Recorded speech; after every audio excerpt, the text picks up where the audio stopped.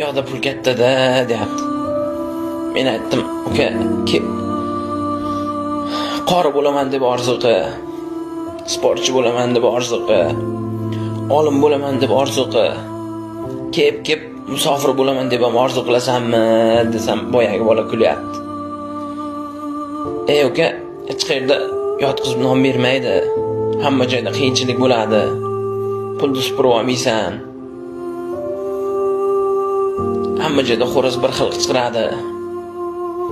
Har yerni qilma orzu, har yerda bor tosh tarozi desam, boyagi bola men baribir ketaman deyapti. Shu non olib kelish bilan uyga non topib kelish juda katta farqi bordi. Shu yoshligida non olib kelish uchun do'konga chiqqan bolalar hozir katta bo'lib non topib kelish uchun musofir yurtga ketyapti-da.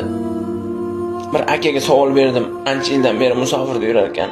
Qancha yildan beri musofirda yurasiz aka? Desam, boyagi 20 yildan beri borib kelib yuraman, deyapti. Qiyin emasmi, qiynalmayapsizmi desam, qiynalyapman dedi. Qiynalayotgan bo'lsangiz uyga qayting. O'limdan qo'rqmaysizmi deb savol berdim. Boyagi aka kulib, uyda 10 kishini qiynalganidan ko'ra musofir yurtda bir kishini qiynalgani yaxshiroq. Bir kishini qo'li qora bo'lgani yaxshiroq. Men o'limdan ko'ra